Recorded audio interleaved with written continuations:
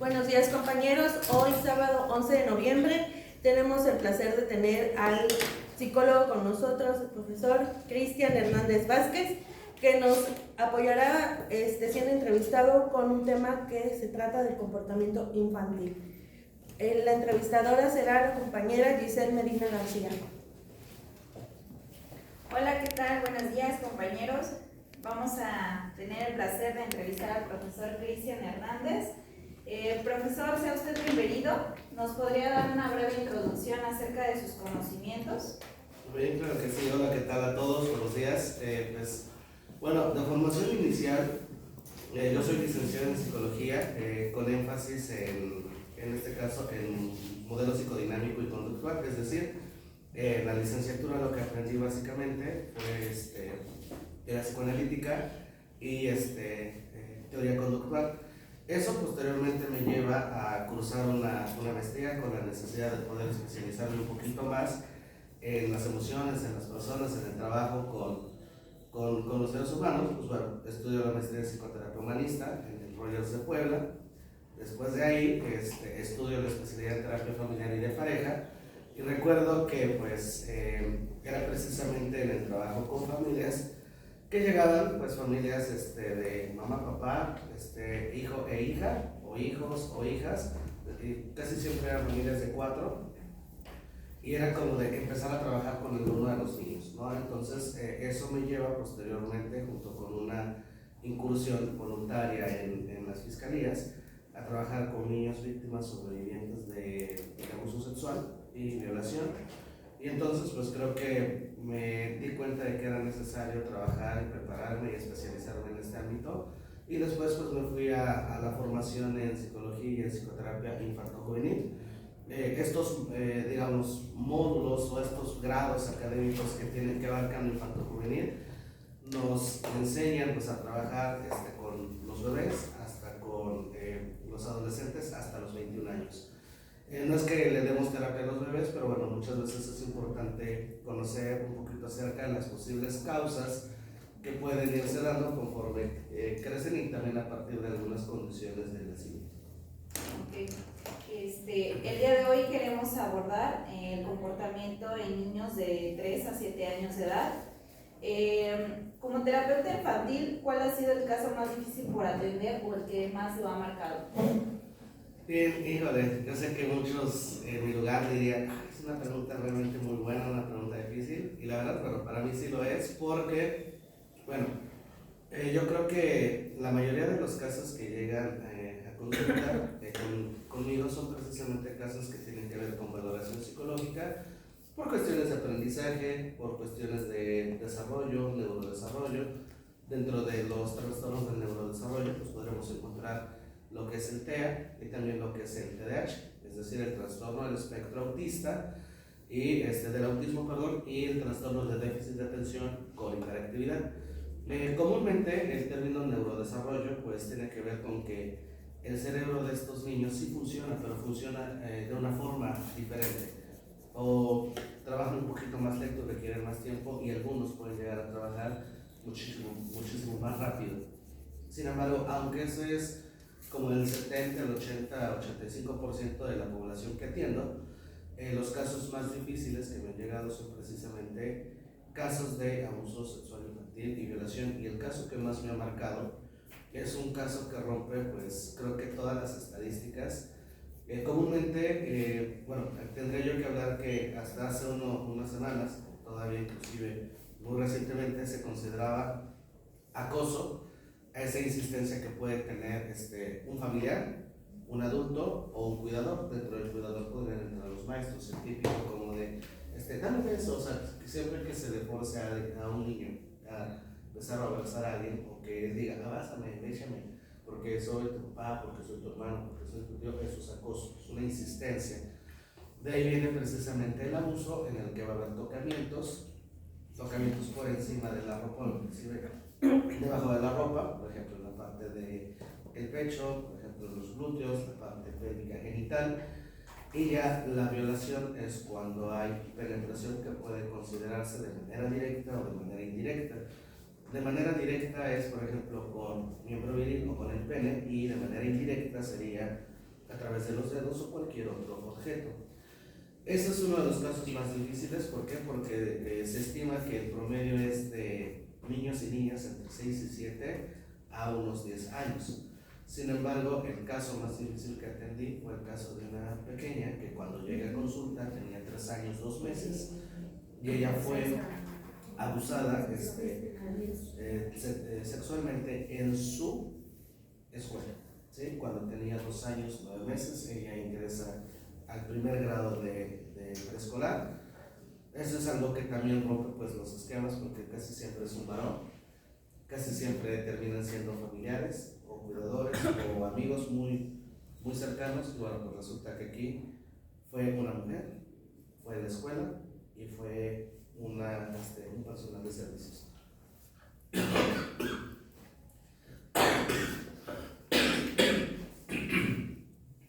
Bien, tomando en cuenta eso, pues bueno, fue difícil. ¿Por qué? Porque técnicamente no hay pruebas para poder evaluar a los niños de forma más pequeña. Se tiene que evaluar a partir de lo que ellos te dicen, de lo que es su discurso. Pero hay una excepción que puede hacerse con infantes. Muchas de las pruebas que se aplican y que son válidas para la validación de un abuso sexual, pues es a partir de los 5 años. Pues esta niña, que tenía 3 años, 2 meses, estaba muy desarrollada, tenía un pensamiento muy, muy desarrollado. Y bueno, pues con un examen físico se llega a demostrar que sí hubo. Y bueno, pues más que nada, lo que yo tengo que hacer es validar que lo que en su momento la niña decía realmente sucedió. Uno de los argumentos que a mí me preguntaban precisamente por parte del juzgado es: ¿y cómo puedo dar por hecho que esta niña está diciendo la verdad? Digo, número uno, ¿por qué? Porque creo que una niña o un niño no te puede dar muchos detalles sobre una conducta o una actividad sexual cuando comúnmente no es algo que hace, ¿no? Entonces, ahí ese sería uno de los casos más difíciles. Y yo creo que el segundo caso más difícil, igual de abuso sexual y violación, fue el caso de una niña, recuerdo mucho su nombre, Jazmín. Jazmín tenía 7 años cuando llega conmigo. Tenía aproximadamente unos 3, 4 meses de haber sido violada por su tío. Y bueno, pues fue un caso difícil porque la viola el tío, hermano del papá. La niña se lo dice a su mamá y la mamá no es que no crea, pero pues le dice al papá. El papá se molesta, habla con el hermano y le dice: oye, carnal, o sea, es cierto lo que está diciendo mi hija. Y el hermano le dice: ¿sabes qué, carnal? Sí, o sea, es cierto, sé que está mal, necesito ayuda, etc. Va el papá, se lo comenta a su esposa. Y pues bueno, le dices que es un pendejo, o sea, ¿cómo se te ocurre decir que sí lo vas a ayudar? Eso es cárcel, aquí en Chile eso es cárcel. Cuando quisieron proceder, pues él ya se había fugado. Y claro está que fue difícil por las siguientes circunstancias.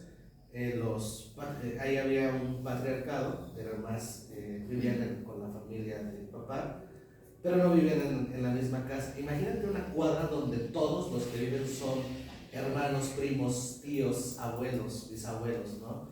Entonces yo me acuerdo que cuando llegué, porque yo llegué a evaluar con un protocolo, que es el protocolo de Milán, es donde se tiene que hacer el levantamiento de hechos en el lugar donde suceden las cosas. Todo fue en la casa de la educación de la niña.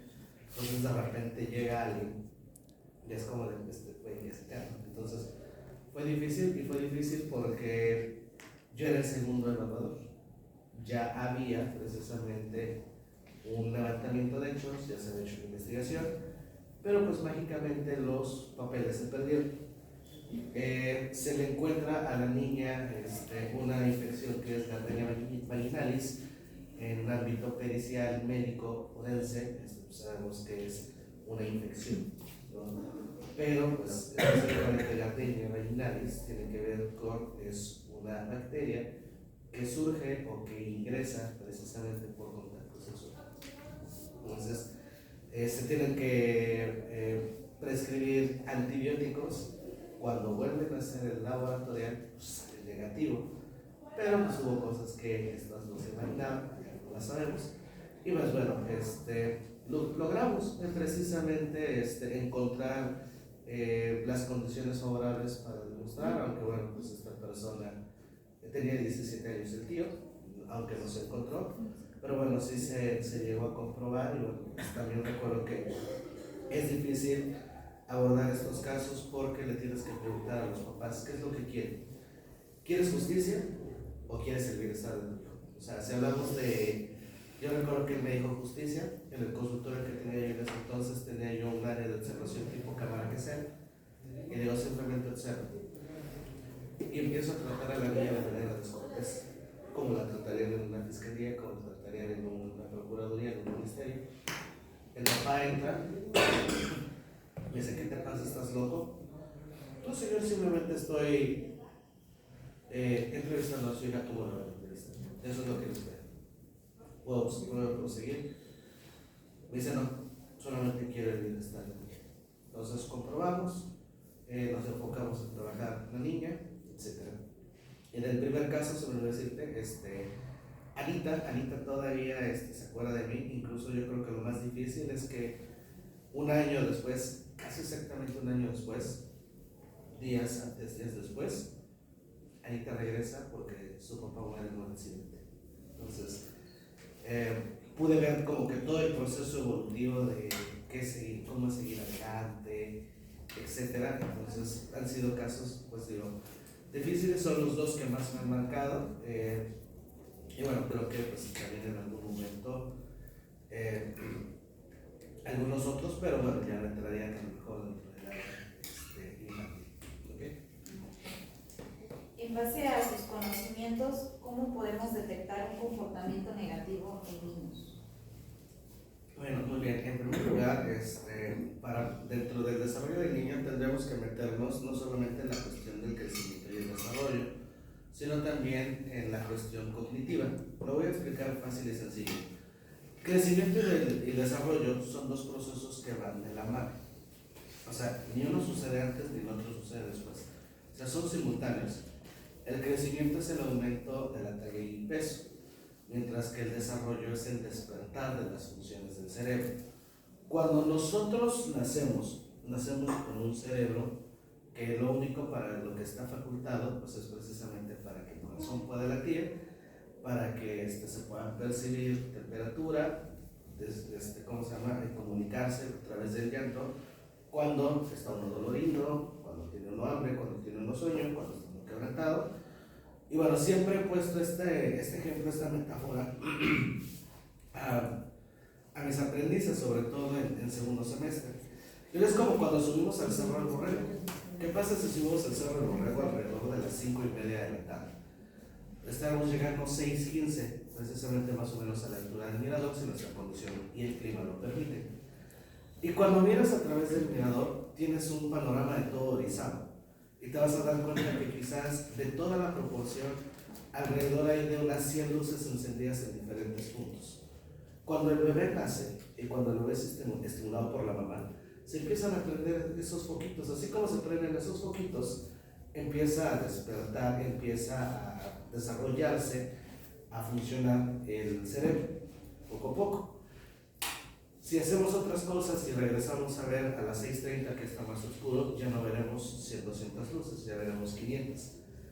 Y alrededor de las 7:30, cuarto para las 8, ya veremos Orizaba completamente iluminada de forma artificial.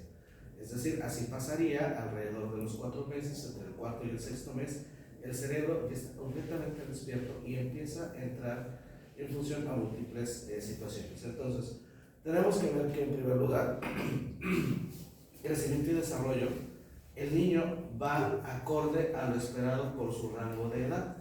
Pediatras, neurólogos, psiquiatras y psicólogos infantiles, hay algo que se llama los psicólogos psicoprofilácticos, que se encargan desde la gestación y la estimulación temprana de revisar por semestres, es decir, de los 0 a los 6 meses, niño sostuvo la cabeza, se sienta solo, balbuceó, sonidos culturales, etc., ¿no?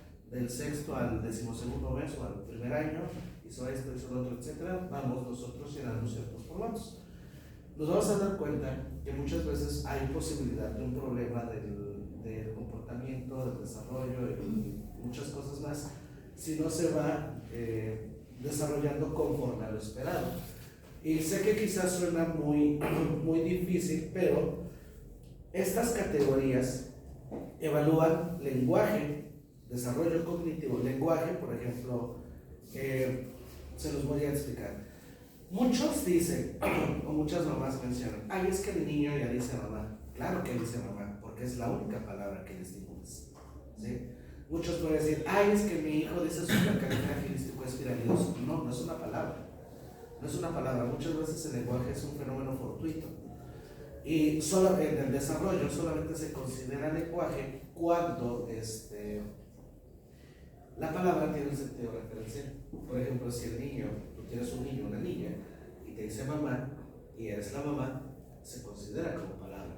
Pero si ponemos al niño en este objeto y le dice mamá, no puede ser considerado una palabra, ¿sí? Entonces, por ejemplo, cuando el niño te dice titi, titi solamente es considerado una palabra cuando hace referencia a la leche o el biberón.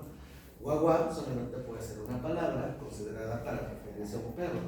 Si ve el bote que dice guagua, guagua, eso no es una palabra. Entonces, ahí tenemos que ver que se vaya pegando conforme al desarrollo del lenguaje, al desarrollo cognitivo. Lo cognitivo tiene que ver con resolver ciertos problemas, también por ejemplo la cuestión adaptativa y la cuestión social. Ojo, la parte social es muy importante. Cuando los niños son inhibidos, son evitativos o son impulsivos, podríamos decir que ahí hay indicadores para una cuestión de afectación del comportamiento a través del desarrollo. ¿A qué me refiero? ¿Has visto a esos niños que lloran precisamente el primer día de preescolar, el primer día de clases? Muchos dicen, o sea, las mamás sufren, claro, se paran, pero son de los niños de los que menos tendríamos que preocuparnos. De los que más tendríamos que preocuparnos serían de aquellos niños que entran el primer día como si nada. Sé que para muchos podría representar tranquilidad, pero imagínate qué pasa. El niño que entra llorando empieza a sentirse confortado por el ambiente porque necesita descubrir qué hay, quién está, esto, lo otro.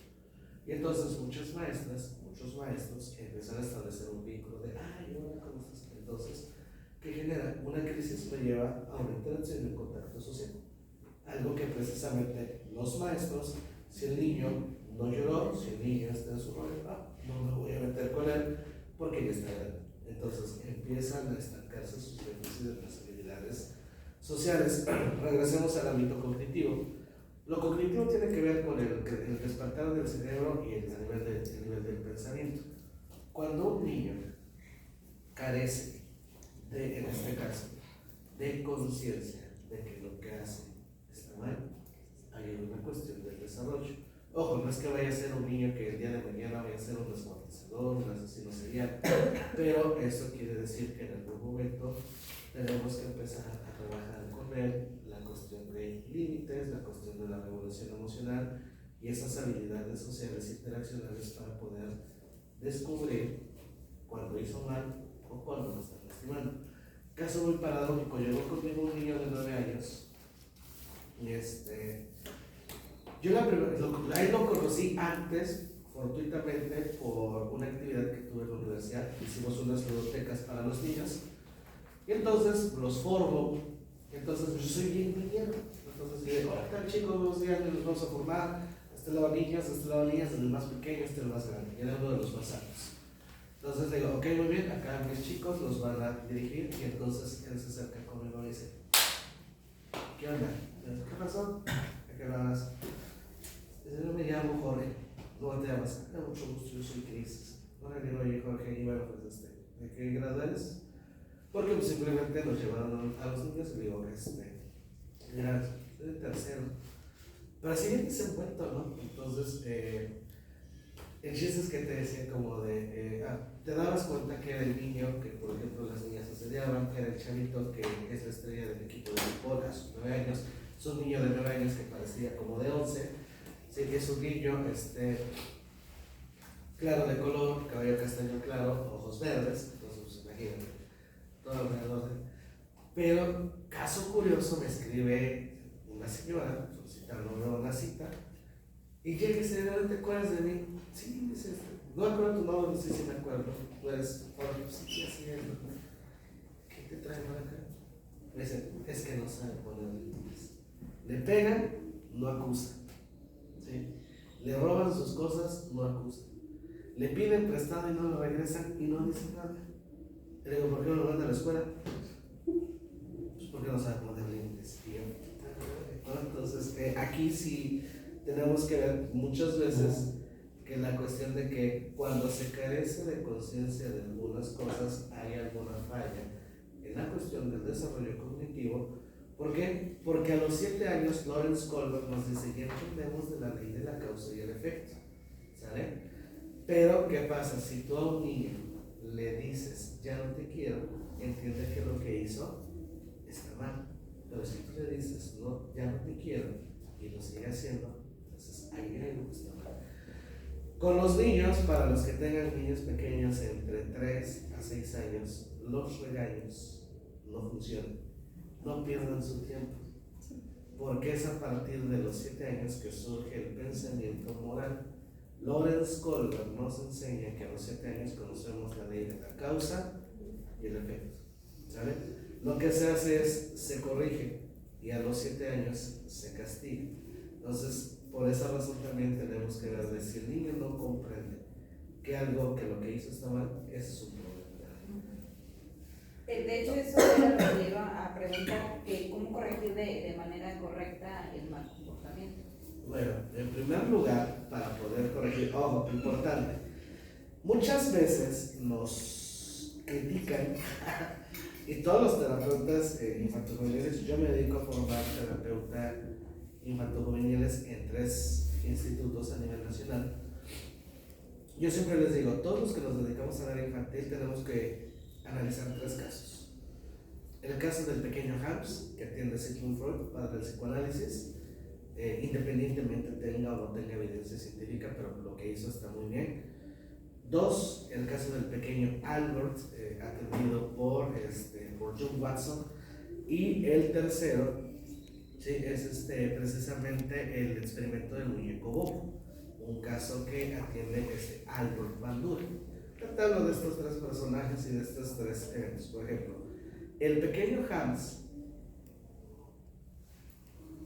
es un caso atendido por Sigmund Freud. Sigmund Freud fue un psicoanalista. De hecho, él era un neurólogo austriaco y él trabajaba con hombres y mujeres que tenían neurosis e histeria. ¿Qué era la neurosis? Pues la neurosis eran manifestaciones crónicas de ansiedad. Por ejemplo, esa ansiedad que nos da a nosotros hoy en día por tener pensamientos obsesivos, por evitar la interacción en los lugares públicos, los espacios cerrados, los lugares abiertos. Y la histeria, pues precisamente esas personas que tienen síntomas físicos, pero el médico cuando realiza exámenes salen negativos, ¿no? Entonces, esa era la gente que atendía Freud, y le llevan un niño tenía 7 años, 6, 7 años cuando llega el pequeño Hans. Entonces, la pregunta, yo siempre que explico esta circunstancia, digo, ¿por qué llega el pequeño Hans? Porque el pequeño Hans, que pertenecía a la aristocracia austríaca, pues su nana lo lleva a pasear al parque. Supongamos que traes al niño a la Alameda, y entonces pues, resulta que cuando iban caminando a la Alameda, iban a cruzar la calle, pues de repente chocan 2 carrozas y uno de los caballos muere. Yo sé que muchos podrían decir, no manches, neta, porque vio morir un caballo y el niño se traumó. Ojo, chocaron como hoy chocara un camión contra un taxi o un carro particular contra una camioneta. El niño le impactó eso. Entonces, el pequeño Hans empieza precisamente a trabajar estas cuestiones, ¿no? Por ejemplo, el caso del pequeño Albert, no se llamaba Alberto o Albert, sino simplemente así se le puso como seudónimo. Albert pues, era un bebé de meses, tenía creo que 8 meses, y entonces pues el bebé estaba así, y le ponen una rata, o sea, la típica rata de laboratorio. Entonces el niño la agarra y el niño lo carga y todo eso, se responde y todo eso. Pero después de ello, le ponen nuevamente la rata, y en ese momento, pues suena una alarma, hace cuenta como cuando tú estás precisamente viendo bien clavado un objeto y de repente, entonces Entonces, ¿qué pasa? La presencia de un estímulo hace que lo que hace el pequeño Albert es bote el ratón y empieza a asociar con que cada vez que agarra el ratón va a venir un estruendo, un sonido muy fuerte, y entonces empieza a tenerle miedo a los ratones. Se va llevando de manera gradual este experimento hasta que incluso ponen un peluche de un conejo con la textura igual que el pelaje y el niño lloraba. En este caso, bueno, muchos se crucificaron y se dedicaron a Skinner, a Watson, pero se nos enseña que nacemos sin miedo, simplemente los miedos los aprendemos. Y el caso del muñeco O, el de Albert Bandura, psicólogo canadiense, es de un niño que los meten a la cámara de Gesell y de repente, ¿sí conocen los muñecos bobos? Estos muñecos que se inflan y que tienen arena al borde, entonces tú le pegas y el muñeco entonces pone la imagen tenía la imagen de un payaso. Entonces el niño lo que hace es lo agarra, lo empieza a pegar, agarra un martillo, lo revienta. Bandura le llama la atención a eso, pregunta qué onda con este niño, y pues le decían que el papá llegaba borracho, a la mamá. Entonces pues ahí se habla del aprendizaje vicario, del aprendizaje a través de la observación. O sea, imagínate, principios de aprendizaje más aprendizaje vicario. En primer lugar, queremos corregir un comportamiento del niño, demostrándole con el ejemplo qué es lo que tendríamos que hacer. ¿Qué hacemos si un niño nos hace una rabieta? Lo ignoramos. Que no te resulte extraño que el niño te ignore más adelante. ¿De quién aprendió a ignorar? Lo aprendió de ti. Ojo, el aprendizaje vicario, de Albert Bandura, nos enseña dos consideraciones importantes: la importancia de la figura y la funcionalidad de la conducta. O sea, por ejemplo, me duele y sé que así tengo que ser porque así lo hace mi papá conmigo. Entonces, lógicamente, siempre le pedimos a papá y a mamá que nos ayuden con un buen ejemplo. Es decir, ¿cómo puedo enseñarle a mi hijo a pedir disculpas? Evitemos el típico de, hey, acércate, ve a tu mamá, dile, no disculpa, habla bien, cara. O sea, no, ojo, ¿por qué le pides eso? El niño no lo va a hacer. ¿Qué pasa si en una discusión entre pareja nos aplicamos la ley del hielo?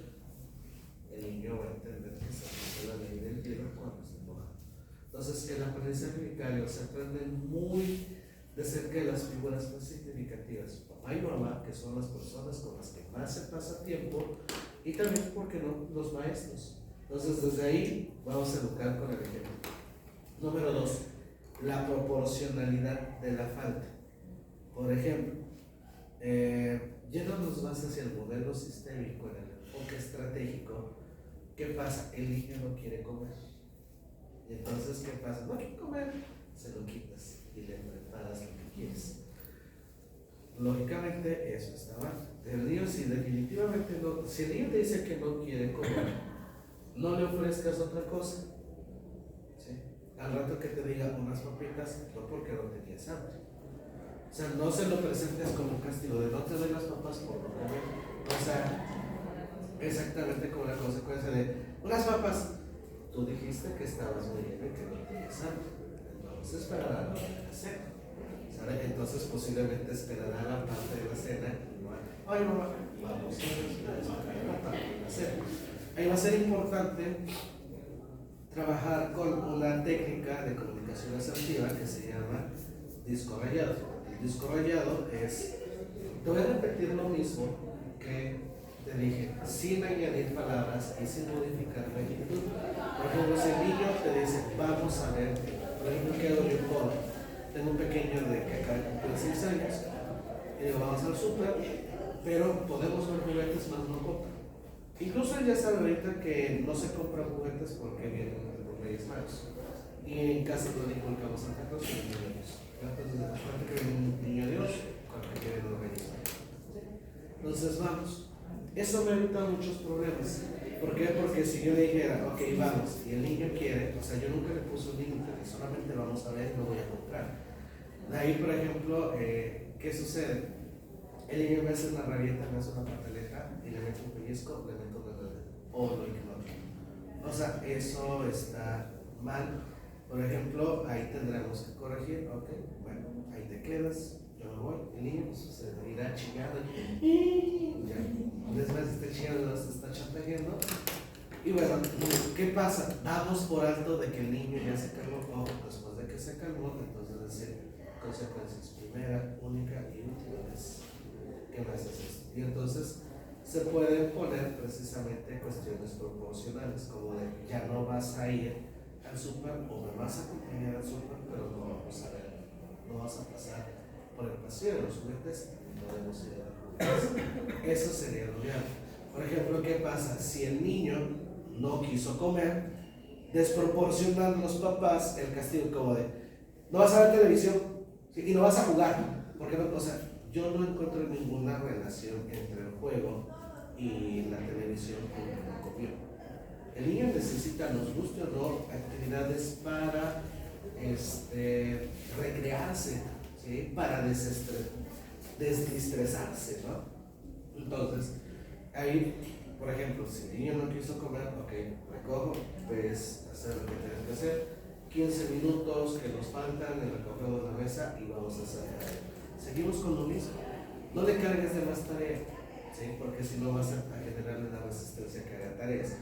Y también tomando en cuenta esto, es a la hora de, por ejemplo, si te dicen, es que tengo hambre, lo que hacemos es sacamos el mismo plato que recogimos, simplemente le ponemos una servilleta, le ponemos una tapa encima y se mete al refrigerador. Si es que se puede echar a perder, se deja ahí, entonces se le calienta y se le vuelve a testar. O sea, no tendríamos por qué desechar esa cantidad de comida. No tendríamos por qué cambiarle el estímulo del que tenemos. Esto le va a enseñar a entender de una madre, ¿no? Entonces, cada vez que no coma, me van a volver a dar esta cosa. Si queremos evitar eso, porque muchos veo las caras de muchos de ustedes así, tienen corazón de pollo, o acuérdate, vamos a educar pequeños seres para que el día de mañana sean grandes seres humanos. Aquí lo que podrías hacer es empezar a negociar. ¿Cómo empiezo a negociar? Como de, bueno, ya me quedo, no quiero comerte 4 cucharadas de vida. Y eso sí, cuando vamos a negociar, vamos a poner un número intermedio. Por ejemplo, 7 cucharadas. No son muchas, 4 cucharadas, no hay 7, 4. Ni tú ni yo, 5. Tomas o lo dejas, sale chico. Pero así no me sirve cucharada de pollo, quiero una cucharada de tigres. Y así le digo al mío, alguien en la boca. 1, 2, 3, 4, 5. Y me detengo. Y es así como de, mira, ya vas a acabar, échatela así. O sea, no, porque si no también lo vamos a enseñar a hacer campos.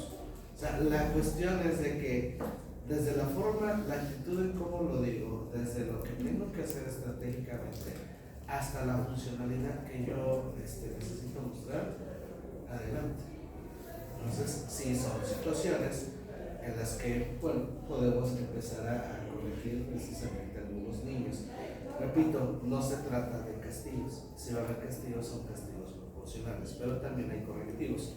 ¿Cuál es la diferencia de un castigo a un correctivo? El correctivo es, dañaste tu juguete, pues simplemente tendrás que repararlo o tendrás que jugar con él así como está. ¿Sí? Por ejemplo, igual un correctivo sería, yo que tengo mis carritos, si ustedes se necesitan una colección, yo soy súper fan del Honda Civic y del Volkswagen Golf, fue mi primer carro, Volkswagen Golf.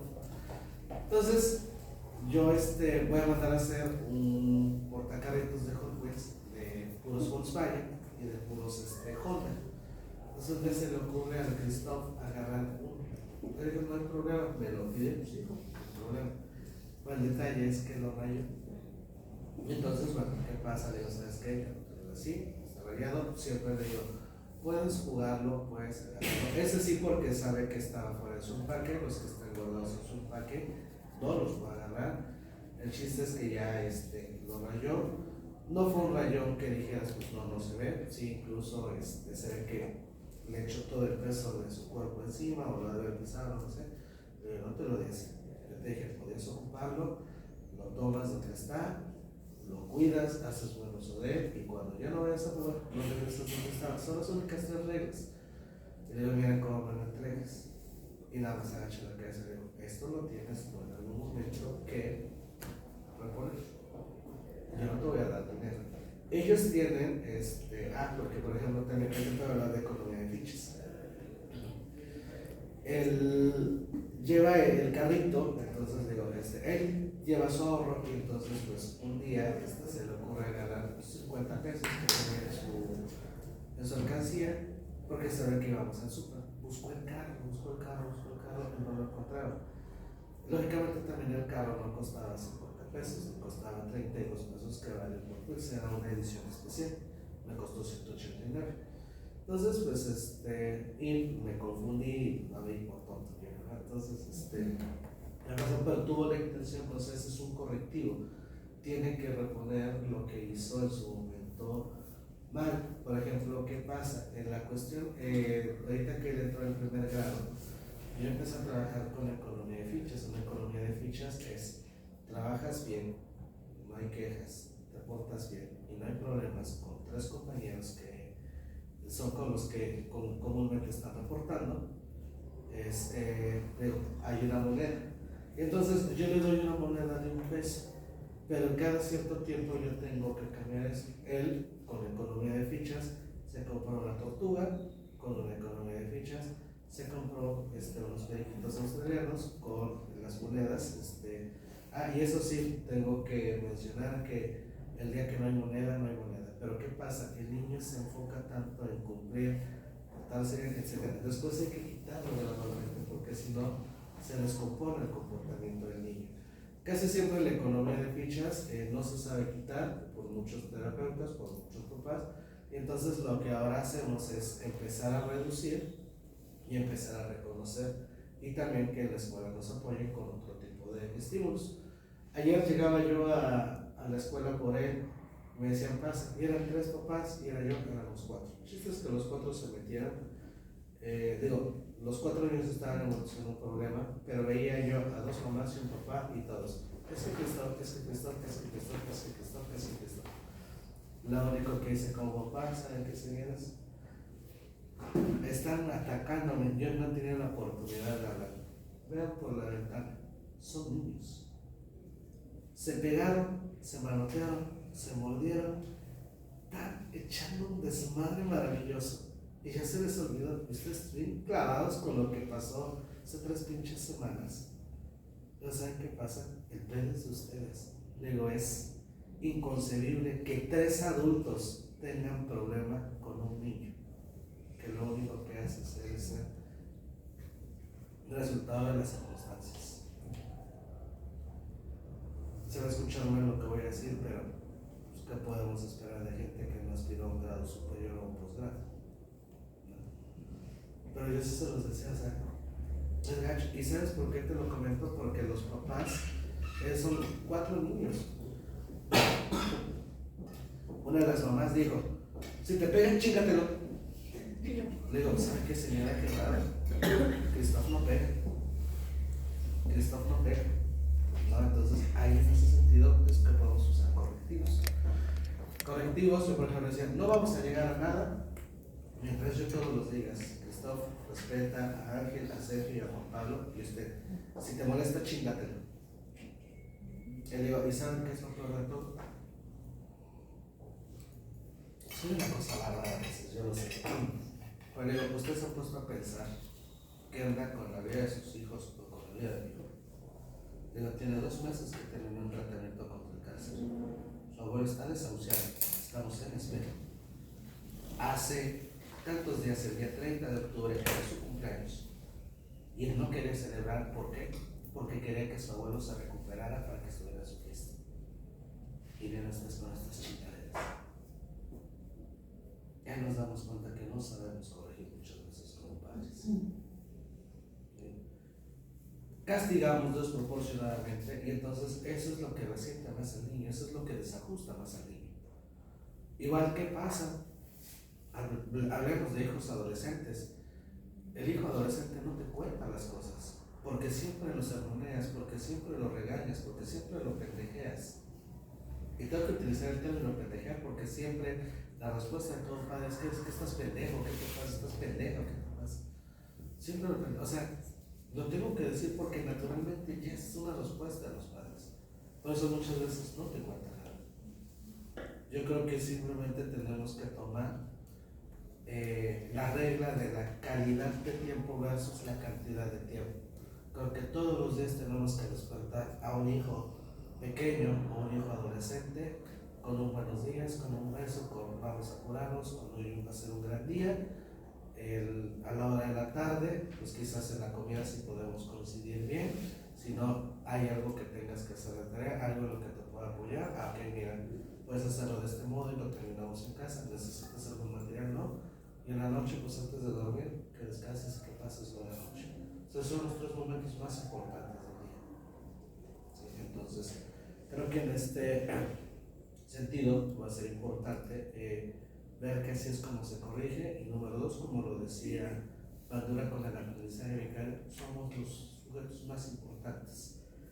No sé si recuerdan esta campaña de tienes el valor o te vale. Y recuerdo mucho que había uno de un niño con su papá, estaban aplicando un diablito, les habían cortado la luz.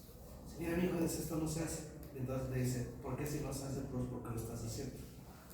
Entonces el papá tiene razón, mi hijo, dice, no nos vamos a meter en problemas. Y decía, tienes el valor porque somos ejemplo. ¿Sí? Somos ejemplo. Y recuerda que somos nuestro espejo. Muchas veces los problemas que ellos tienen es el reflejo de que tienes que hacer un cambio.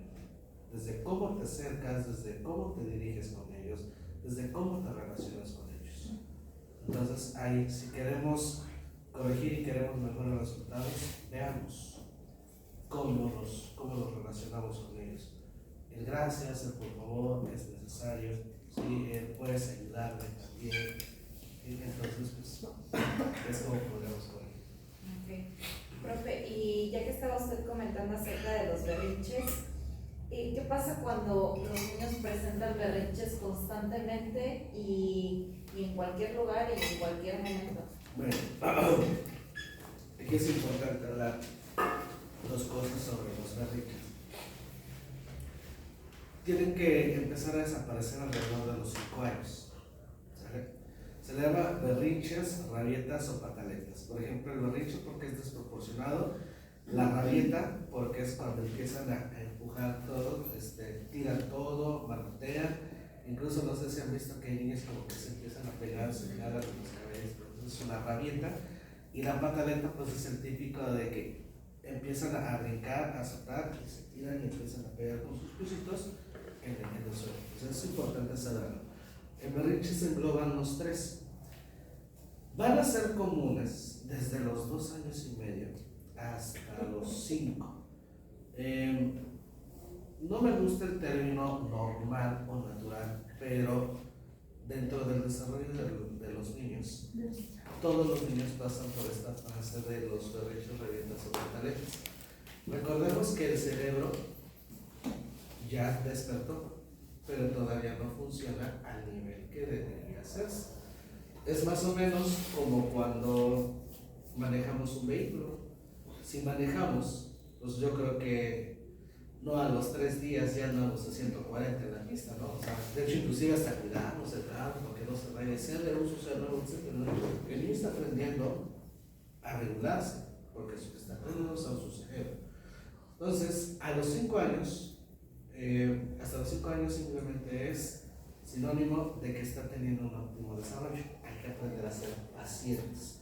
Ojo, no confundamos ser pacientes con hacer de cuenta que nada pasó o minimizar las cosas. Ejemplo, es que está chiquito, eso es minimizar las cosas, señora. ¿Sí? Es que no va a volver a pasar, eso es darle carpetazo, o sea, es pasar por alto. Ahí lo primero que tenemos que hacer es dar acompañamiento. Si el niño, si tengo yo un niño, de repente vengo con él, es así, y quiere algo y me dice que no, empieza a patalear y todo. Y entonces lo primero que tengo que hacer es ponerme a su nivel. Y se le toma de las manos. Se le toma de las manos y entonces se empieza a acariciar.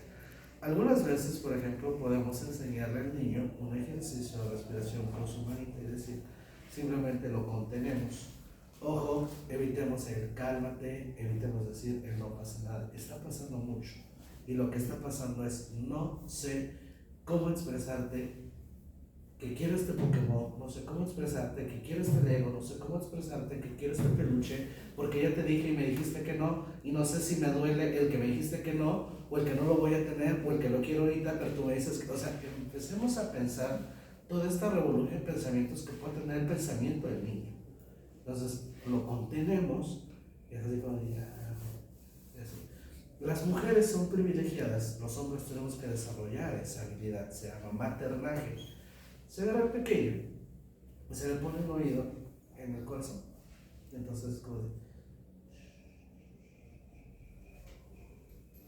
sí, el latir del corazón lo va a calmar. ¿Por qué? Porque lo regresa un poco al momento del parto. Igual, por ejemplo, si estoy haciendo acá, si tengo que hacer maternaje, pues simplemente me siento en el suelo y cargo al pequeño. Y una vez así, para que el niño simplemente quede con el suyo, le que agarra su mano y entonces vamos a decir, esta es nuestra mano y este es nuestro dedo mágico. Y el dedo mágico consiste en que aquí del antebrazo voy a empezar a respirar. Y cuando voy a bajar, exhalo. Inhalo. Exhalo. Inhalo. Exhalo. Inhalo. Exhalo. Inhalo. Exhalo. Es lo que tendríamos que hacer.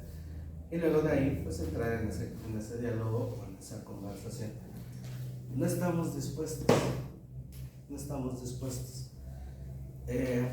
Tal vez hasta que no lo puedo chantar así a medio pasillo, pero sí, buscamos un lugar. Y la gente critica, pero la gente siempre va a criticar porque ve desde afuera. ¿Sí? A mí lo que me interesa es el niño, a mí lo que me interesa es mi hijo, no me interesa lo que la demás gente diga. ¿Sí? Entonces, creo que desde ahí tenemos que tomar con naturalidad, tenemos que acompañar, hay que aprender a tomar tiempo, hay que pensar en todas las posibilidades. Si llevo prisa y no sé que no va a comprender y me va a hacer una rabieta, pues simplemente no llevo al niño. ¿Sí? Si tengo todo el tiempo del mundo, pues me puedo quedar ahí 10-15 minutos a que el niño se calme o a que el niño se relaje. No sustituyamos de no te compro el Pokémon, no te compro el Lego, no te compro el peluche, no te compro una paleta. No, porque entonces siempre va a estar acostumbrado a recibir algo a cambio. Entonces el punto es precisamente ese, el que simplemente acompañemos, regulemos. Si después de los 5 años prevalecen los berrinches, ahí sí es donde tendremos que preocuparnos, porque entonces podríamos estar hablando de alguna cuestión depresiva en el niño, o podríamos estar hablando inclusive hasta de rasgos con T, el trastorno del espectro del autismo, es decir, los niños con TEA son hiperreactivos e hipersensibles. Por eso el punto límite, el tope van a ser los 5 años. Entonces, de los 2 y medio a los 5 años, hay que enseñar a que se regulen y nos vamos a dar cuenta que empiezan a ser menos berrinchudos. Ahora empiezan a ser menos berrinchudos, pero ¿qué pasa si no disminuyen, al contrario, aumentan la frecuencia y la intensidad? Ahí es donde tendremos que preocuparnos. Creo que respecto a esto, ¿cómo podríamos colaborar para que un niño controle sus emociones? Ok, bueno, para regular emociones podríamos enseñarle ejercicios de respiración. Por ejemplo, si las cosas sucedieran en la escuela, sucedieran en casa, yo le digo a los papás que le pongan por favor el rincón de pensar o el rincón aséptico. En este caso, el rincón de pensar. Se ve una esquinita, ponemos una silla, ponemos una cortina, entonces pues, el niño va y se sienta ahí. Pues el siguiente pensar o el rincón de pensar es precisamente para eso. ¿Qué fue lo que pasó? O sea, hice un berrinche por esto. ¿Qué pude haber hecho? Entonces, pues simplemente darle elementos para que se regulen. Se recomienda poner un burbujero, un libro texturizado. Quizás un instrumento musical, también por ejemplo un spray con desodorante, un caramelo. ¿Por qué? Porque si te das cuenta mencioné estímulos que pueden hacer entrar en contacto a los sentidos, entonces sensibilizar al niño. ¿Cómo podemos reconfortar a un niño que atraviesa un duelo del padre o madre? Ok, muy bien. Bueno, ahí el primer punto es natural que después de la pérdida de la mamá o de papá, inclusive hasta de la mascota, son los más comunes, el niño tenga esa pérdida. El duelo surge a partir de una pérdida. Se tiene conciencia que hemos perdido muchas cosas a partir de la pérdida. No lo confundamos con la depresión, es un duelo. Y ahí, pues bueno, una de las cosas que a mí me gusta hacer, híjole,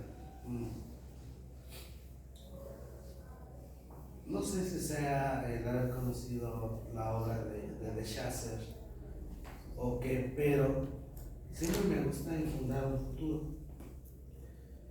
¿Cómo puedo reconfortar? En primer lugar, se puede utilizar un recurso que se llama literapia. En literapia son, por ejemplo, muchos cuentos que nos ayudan a entender una situación. Por ejemplo, cuando muere el abuelo, hay un cuento que se llama ¿Dónde está el abuelo?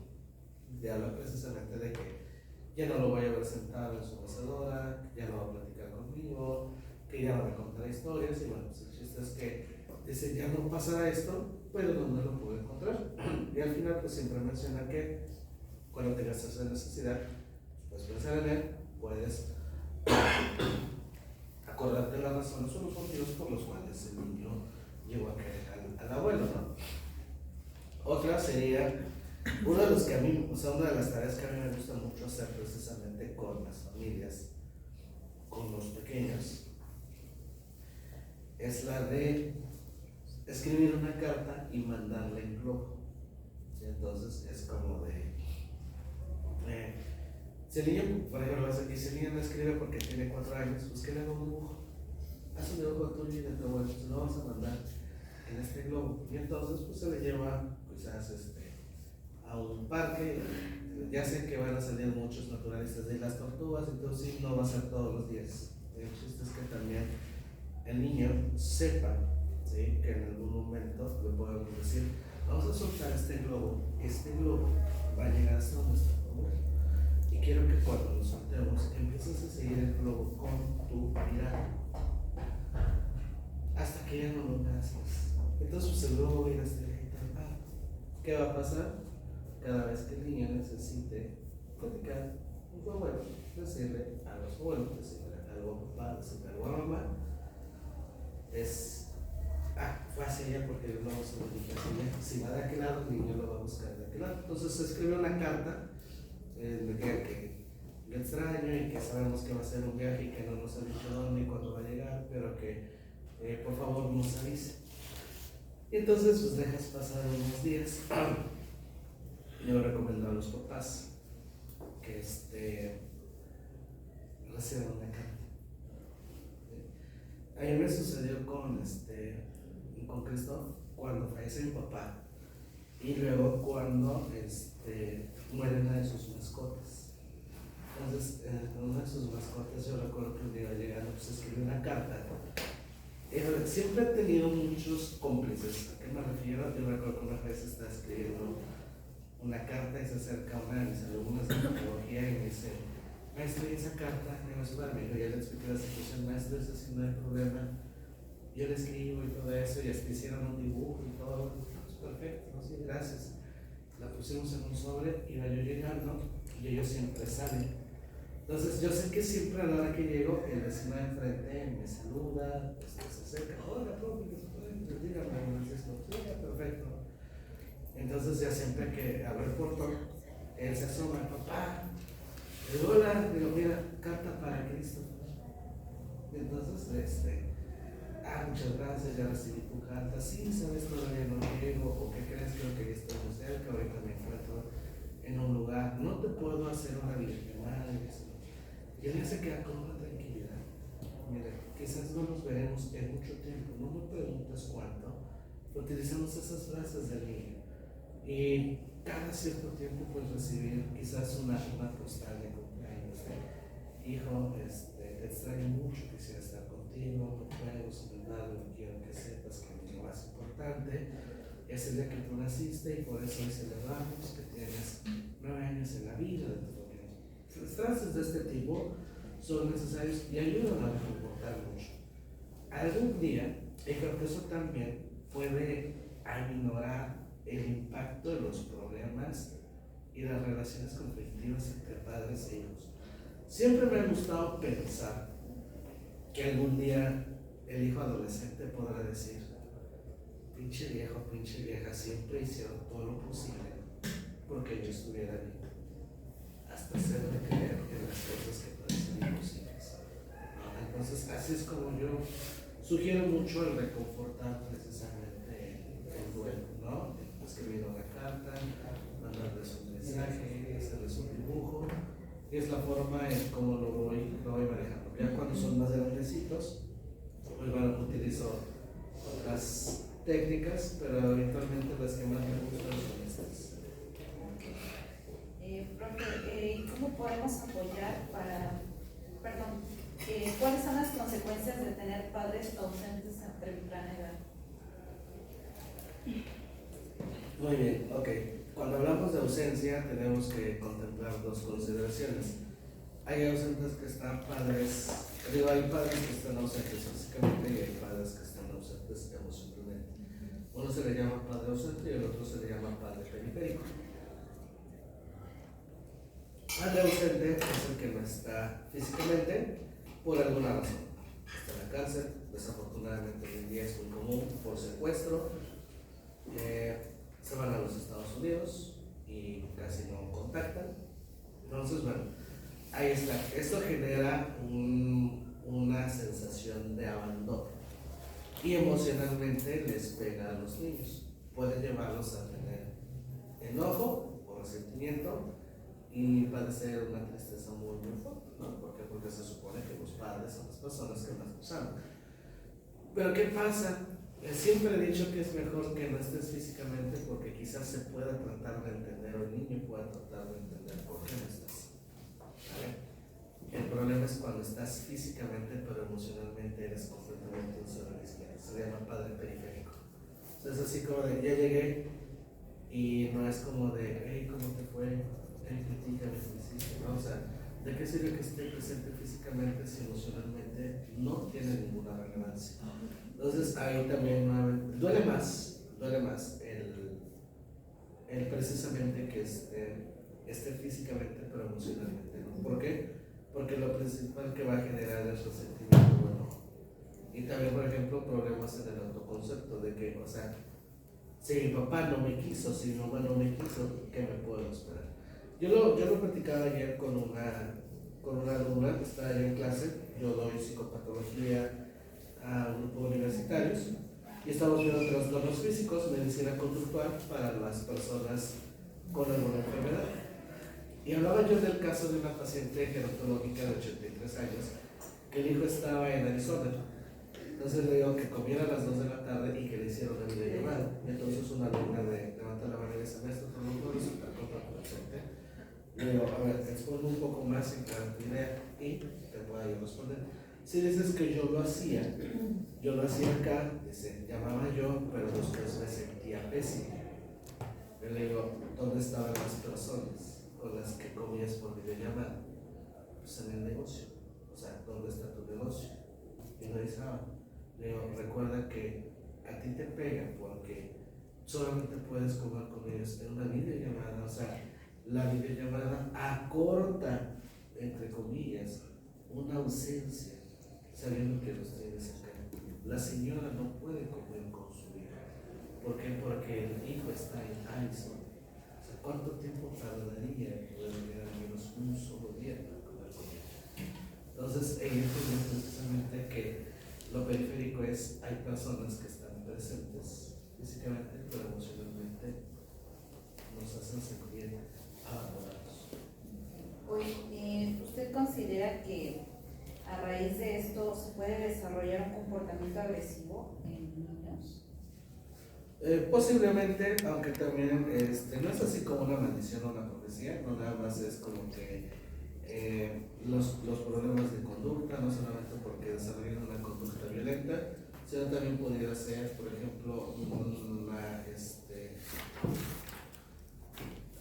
se me olvida el nombre, que empiezan a tener un descenso de rendimiento académico. También, por ejemplo, pudiera ser entristecerse, dejar de hacer cosas que en su momento les gustaban. No nada más es como que la parte física. Algo que debemos de entender es que la psicopatología es multifactorial. ¿A qué me refiero?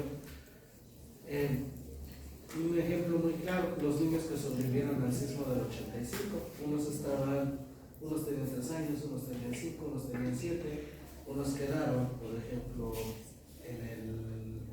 bajo los escombros 4 horas, otros un día, otros 20 horas. Todos estuvieron en el mismo lugar, expuestos al mismo fenómeno, con la misma intensidad, pero no todos desarrollaron lo mismo. Unos desarrollaron depresión, unos desarrollaron ansiedad, unos desarrollaron un trauma, otros simplemente pudieron continuar su vida como si nada. Ahí nos referimos que fue multifactorial. ¿Qué hace que los niños puedan responder a ciertas cosas? De cierta forma, pues el tipo de recursos que los padres y la familia les proveemos. Entonces, no es que nada más digan, o sea, sería como maldición o profecía decir que todos los niños van a reaccionar así de ese. ¿Cómo detectaríamos un comportamiento patológico? Cuando se presenta con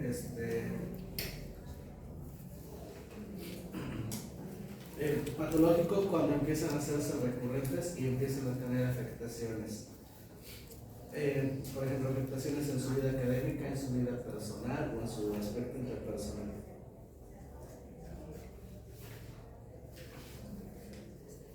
¿Cómo detectamos si un niño tiene TDAH? Bien, en este caso, muchos consideran que pueden tener TDAH solamente porque pierden las cosas o porque se distraen fácilmente. La cuestión es que no es un aspecto suficiente. Necesitamos, pues bueno, en primer lugar, una valoración neuropsicológica o neurológica. Se tiene que hacer un electroencefalograma y además de ello, pues el psicólogo tiene que evaluar inteligencia, descartar ansiedad. ¿Por qué? Porque los niños con TDAH son muy inteligentes, solamente que lo que reduce su desempeño académico es que no cumplen con tareas, no las culminan, no pierden las tareas. Entonces evalúa inteligencia para ver si tiene esa disposición a aprender. Número 2, se descarta ansiedad porque muchas veces hay esa hiperactividad que genera un movimiento. Número 3, se identifican cuáles son los principales conflictos emocionales. Y número 4, se evalúan las habilidades cognitivas como la atención, como la percepción y la memoria. Se aplican test, por ejemplo, como puede ser desde las diferencias el de Thurston, el Toulouse-Pierron, se puede aplicar otro, si no me recuerdo, para niños con TDAH. Entonces necesitamos pues una valoración neuropsicológica o neurológica por el electro y una evaluación clinimétrica. Ahí se me olvida. Se realiza una entrevista a través del formato de Conners, que es para padres, para el maestro, y un formato de observación para el niño en ambiente real, y entonces contrastar con los parámetros del manual diagnóstico y estadístico de las enfermedades mentales. Se hace de este modo porque, como se va a medicar, no sea que al rato tengamos una negligencia. Profe, duda. ¿Qué significa cuando hay o cuando se presentan autolesiones en ellos mismos? Bueno, se le llaman conductas autolíticas o autolesivas. Muchos los ubican más por el famoso cutting, sin embargo, pues no es lo único. Hay quienes se pueden quemar, hay quienes se pueden hacer, por ejemplo, se pueden dejar marcas por poner una línea o algo. Bueno, las conductas autolíticas es algo que se denomina indicio de un trastorno de las emociones, es decir, esa incapacidad para manejar diversas situaciones. Como tal, no es así de que, pues si un niño se autolesiona es porque fue violado, o sea, no. O sea, tiene que ver con una cuestión de que algo en el contexto de su vida está mal. Y también pudiera ser algo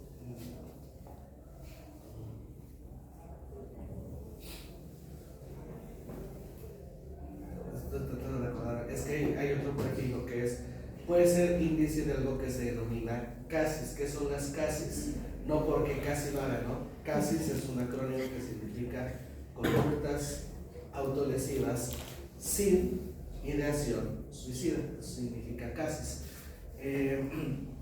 Puede ser, en este caso, una correlación que exista con las CASIS. Y bueno, las CASIS es simplemente el sujeto tiene la necesidad de lastimarse para disipar el dolor. No es que lo haga por llamar la atención, ¿sabes? Entonces, ahí es simplemente algo de que en el contexto, bueno, en su vida anda mal y necesita de algún tipo de apoyo. Ok, profe, ¿cómo podríamos detectarnos que un niño lo está realizando? ¿Cómo podríamos apoyar en su momento para que eso disminuya o en su caso desaparezca? Bueno, en este caso, pues realizando o sugiriendo una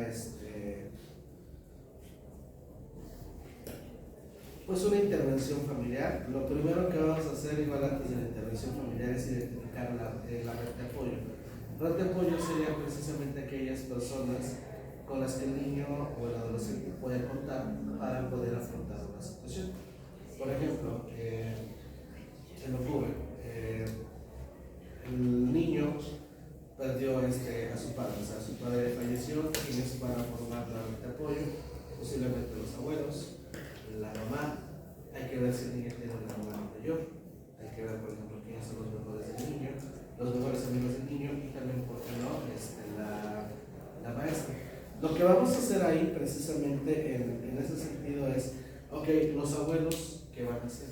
Si son los abuelos paternos, es decir, los papás del papá del niño, pues entonces decirles de, ¿sabes qué? Mira, dices, tú no conociste esto de tu papá cuando era chico le gustaba esto. O sea, el poder conocer a su padre a través de los abuelos, ¿no? Entonces, ahí, por ejemplo, tomando en cuenta que lo haya perdido. Cuando hay una situación autolítica, pues hay que ver quiénes pueden ser precisamente miembros de esa red de apoyo. ¿Cuál es el maestro que le tiene más confianza? ¿Cuál es su mejor? ¿Quién es su mejor amigo? ¿Por qué se hace de ese modo? Porque vamos a designar, por ejemplo, pequeñas funciones. Por ejemplo, en TCA, en trastornos de la conducta alimentaria, la mamá tiene que garantizar, desayuno, comida y cena. El papá, que es habitualmente quien dice, mira, estás bien marrana, estás bien flaca, no sé, te ves horrible, así, decirle con que usted le va a llamar 5 minutos antes de que ella entre a clases y va a verificar si ya llegó a la escuela, cómo se siente, y le va a decir, te amo, nos vemos más tarde, estoy muy suerte. Ok, la mejor amiga o el mejor amigo tienen que estar al pendiente de ella y cada vez que salga al baño, quedarse fuera o empezar con ella para ver qué nos está provocando vómito. El novio o la novia tendría que cumplir ciertas funciones. Entonces, en cualquier problema de comportamiento, lo primero que vamos a hacer es identificar una red de apoyo. ¿Quiénes son esas personas? Comúnmente, también se involucra el maestro. ¿Por qué? Porque sabemos que el maestro que se le tiene más confianza es el que se le puede decir, ¿sabes qué? Sugieren esto, sugieren aquello, sugieren esto. Entonces, en cualquier circunstancia política, conducta alimentaria, trastorno de las emociones, siempre identificar este apoyo para ver a quiénes involucramos y qué funciones se van a hacer. Profe, para ir concluyendo, ¿qué tan bueno o malo es sobreproteger a niños con discapacidad? Híjole, es contraproducente. O sea, más que decir qué tan positivo, negativo, favorable o desfavorable, pues bueno, es algo precisamente incorrecto, ¿no? O sea, es algo infructuoso incluso, porque cuando hablamos de una persona con discapacidad, vamos a hablar de una persona que tiene afectado alguno de los cinco sentidos: la vista, el oído, por ejemplo, que tenga una discapacidad intelectual, ausencia de autonomía, una discapacidad motriz, no puede caminar, no puede hacer muchas cosas por sí solo, necesita un tipo de apoyo, ¿vale? Y esas son las discapacidades. Se supone que estas personas van a una escuela inclusiva. Una escuela inclusiva es una escuela regular, es decir, una escuela que cumple un horario, que atiende niños, que una persona, bueno, tiene un maestro, que debe propiciar aprendizajes. Entonces, se hace una escuela o se propone una escuela regular para que el niño se adapte, ¿sí?, a la vida de las personas, no a las personas las que se adapten a la vida del niño. Y bueno, ahí en ese sentido, no se busca sobreproteger, incluso se le debe de enseñar a los papás que las personas con discapacidad es que, igual por ejemplo, no es lo mismo un niño de TDAH o un niño con TEA, no está discapacitado, él tiene neurodiversidad, o sea, no es una discapacidad. Por eso digo, las discapacidades sensoriales, motrices, lingüística verbal, ahora es intelectual, ¿sale? Entonces, en ese sentido, se le dice que la persona con discapacidad en una silla de ruedas, con discapacidad intelectual o trastorno de desarrollo intelectual, ciega o sorda, ¿sí?, tiene que aprender 4 cosas. Y entonces se busca la autonomía a través de estos 4 objetivos, con lo cual no lo debo sobreproteger o no es correcto sobreproteger. Número 1, deben de conocer todos sus derechos. Número 2, tienen que aprender a comunicarse de manera eficiente. Número 3, tienen que aprender a manejar dinero. Y número 4, tienen que aprender un oficio. ¿Por qué? Porque quien los sobreprotege no les va a vivir toda la vida. ¿Sí? O sea, esa es una de las razones. Yo tengo un tío, él falleció, él tiene un hijo que lo mataron hace 2 años, pero mi primo, en paz descanse, se cayó de la azotea de su casa, 5 metros aproximadamente. Se destroza todo el cráneo, le ponen un cráneo de metal, y entonces pues mi primo lo matan de 24 años, pero él tenía un pensamiento de un adolescente de 14, 15 años. De hecho, incluso mi tío quiso darle una vida normal. Una vez le dijo, no voy a casar. Yo podría decir, anota por favor, hay que ir a comprar súper, cereal, leche y huevo. Y lo anotaba. Después, ¿qué vas a comprar? Se olvidó. O sea, a los 3 minutos. ¿De dónde anotaste? No sé. O sea, su cerebro quedó tan dañado, tan traumatizado, tuvo un traumatismo craneoencefálico, que pues solamente se le tuvo que enseñar a manejar dinero y todo eso. Y pues bueno, desafortunadamente lo mataron. Yo recuerdo que cuando habló con mi tío, no esperaba yo esa respuesta, pero tampoco lo escuché resignado. Y él me decía, hijo, ¿qué te puedo decir? Pues dice, creo que es un alivio, a fin de cuentas. Si yo tengo 75 años, ¿qué hubiese pasado el día que yo hubiera muerto? Porque resulta que la mamá de, mi tío, es diabética. Entonces, muere, se llamaba Cristian también, muere Cristian, muere mi tía, y entonces pues ahorita mi tío, imagínate, perder en menos de 1 año el hijo y la esposa. Pero por ejemplo decía, no lo escuché resignado, lo escuché muy resiliente porque decía, mira, después cuando muere mi tía, digo, ¿cómo estás? ¿Qué te puedo decir? Dice, los hijos de mi tía, que era su segunda esposa, ella tuvo 2 hijos de un matrimonio anterior, pues, fueron al banco a sacar el dinero, vinieron a casa a sacar los títulos de propiedad, cosas, joyas, porque su mamá ya estaba. Dice, ¿qué me hubiese yo esperado? Se hubiera ofrecido Maricruz, se hubiera conmigo, y Cristian se hubiera quedado con ellos. ¿No? Entonces, desde ahí me volví todavía muchísimo más partidario de decir, sí, necesitamos que aprendan el manejo del dinero, comunicarse eficientemente sus derechos y sobre todo un oficio. Él subsistía, imagínate, es lamentable, porque él trabajaba cortando el tiempo y era tan feliz, ¿no? O sea, sí, recuerdo que nos platicaban, porque venían luego de vacaciones, decían, ¿cómo limón? Y se importan o se exportan tantas toneladas. Ellos decían, no manches, o sea, ¿cómo quisiera tener ese pensamiento cuando digo, no manches, trabajo en una universidad, trabajo en X institución, pinche dinero, no me rinde y es feliz con 1,500 pesos a la semana? Dices, caray, ¿qué estamos haciendo mal, no?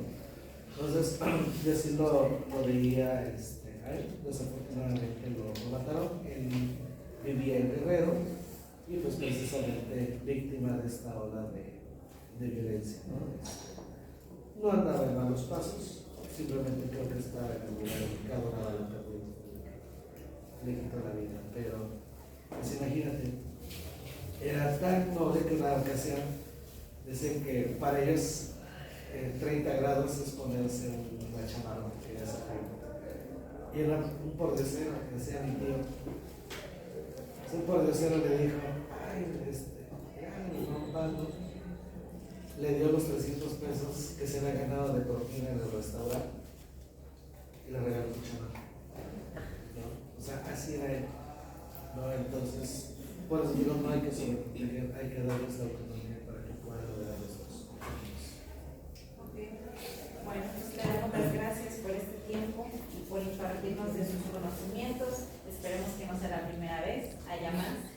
Muchas gracias por su tiempo. Bien, gracias. Bien, ahora sí. Corte.